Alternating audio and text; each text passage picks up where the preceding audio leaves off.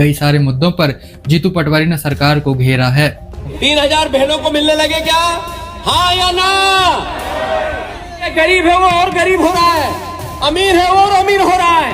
हमारे देश के प्रधानमंत्री अमीरों के प्रधानमंत्री हैं। देश की स्थिति क्या है?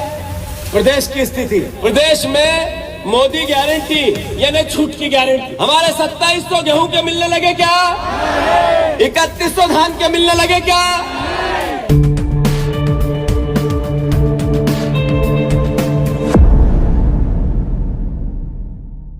मध्य प्रदेश युवा कांग्रेस द्वारा भोपाल में आयोजित एक कार्यक्रम से मध्य प्रदेश कांग्रेस प्रदेश अध्यक्ष जीतू पटवारी जमकर गरजे हैं। उन्होंने मध्य प्रदेश सरकार और केंद्र सरकार पर जमकर निशाना साधा है। उन्होंने बताया कि प्रधानमंत्री मोदी जी की गारंटियां फेल हो गई हैं।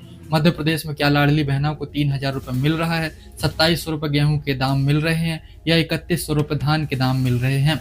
कई सारे मुद्दों पर जीतू पटवारी ने सरकार को घेरा है। उन्होंने क्या कहा है, आइए सुनते हैं। प्रदेश की स्थिति क्या है? प्रदेश की स्थिति, आदरणीय यश जी, आपको ध्यान रखना है, हाथ कड़क रखना है, जरा कड़क ऊपर आओ वापस। सब साथियों को साथ लेना है। प्रदेश में मोदी गारंटी यानी छूट की गारंटी। मोदी की 5 गारंटी थी। 3000 बहनों को मिलने लगे क्या? हाँ या ना? हमारे 2700 गेहूं के मिलने लगे क्या? 3100 धान के मिलने लगे क्या? 5 लाख बच्चों को नौकरियां मिलेगी। किसी को नौकरी मिली क्या? एक भी वो काम जो मोदी गारंटी थी 2 साल पहले पूरी नहीं हुई। मैं आप सबसे आग्रह करना चाहता हूं, प्रदेश की स्थिति क्या है? किसानों को धोखा दिया इन लोगों ने। किसानों को 20 साल में शिवराज सिंह चौहान ने कहा मैं आपकी डबल इनकम करूंगा, लाभ का धंधा बनाऊंगा खेती को। किस तरीके से मैं किसान पुत्र हूं, किसान मेरा भगवान है, मैं किसान के लिए कुछ कर दूं, मेरा जीवन में आना सार्थक हो जाएगा। क्या हुआ उस बातों का? वोट लिए किसानों से, लालच देकर 6000 की सोयाबीन की बात करके। एक भी वादा भारतीय जनता पार्टी ने पूरा नहीं किया। आदरणीय साथियों, देश की स्थिति क्या है? आपकी जिम्मेवारी क्या है? देश की स्थिति ऐसी है कि हमारा देश सबसे बड़ा बेरोजगार देश है।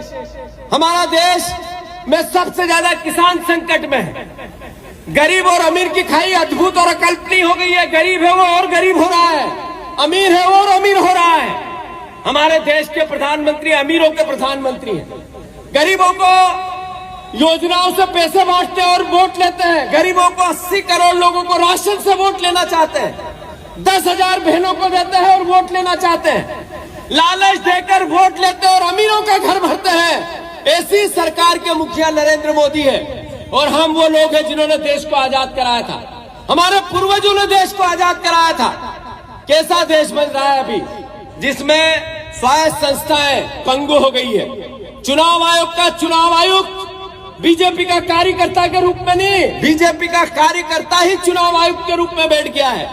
साथियों, लोकतंत्र खतरे में है, वोट का अधिकार खतरे में है, संविधान खतरे में है। ये एहसास को आप सबको जीना है। मैं आप सबसे आग्रह करता हूं, राहुल गांधी जो बात कहते हैं, राहुल गांधी जी जो बात करते हैं, जरूर पूरी मीडिया बीजेपी के साथ हो गई है, ये सच है। इसको कभी डर के बोलने की आवश्यकता नहीं है। क्यों हो गई है? मीडिया में जो काम करता है हमारा साथी, वो भी देशभक्त साथी है। वो लोकतंत्र को जिंदा रखना चाहता है, ईमानदारी से अपनी कलम से सरकार को झुकाना चाहता है। पर मीडिया हाउस जितने भी है, उनका जो आर्थिक जो बैलेंस है, जो उनके आर्थिक क्रियाकलाप है, जो उनकी रेवेन्यू मॉडल है, वो सरकार पे डिपेंडेंस हो गया है। उन पर जब सरकार पैसे देगी तब मीडिया अपना अखबार छाप पाएगा। यानी सरकारी मीडिया हो गया। साथियों, आपको याद रखना पड़ेगा कि मीडिया के साथी इसमें दोषी नहीं है, पर देश में जिस तरीके का नैरेटिव नरेंद्र मोदी ने बना दिया, ये नैरेटिव देश के अर्थव्यवस्था और देश के लोकतंत्र के लिए खतरा एक तरह से उत्पादित होता है।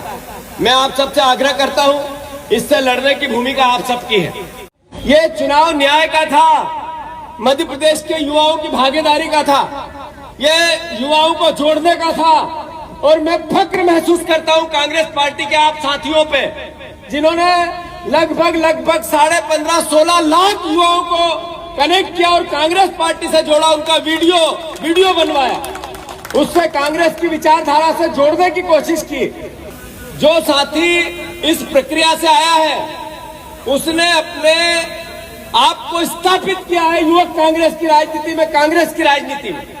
मैं आग्रह करना चाहता हूं आपसे कि ये यात्रा जब सफल होगी, जब यश घंगोरिया के नेतृत्व में एक बूथ पर 10 यूथ आइडेंटिफाई करके कांग्रेस पार्टी का हर पंचायत में एक अध्यक्ष युवा कांग्रेस का बनके, एक वार्ड में एक व्यक्ति, एक साथी, तुम्हारे में से ही एक साथी को वार्ड के अध्यक्ष की जिम्मेवारी देकर 10-10 नए युवाओं को हर बूथ पर हम स्थापित करके आइडेंटिफाई करें, चिन्हित करें, सबसे पहले संगठन बनाएं।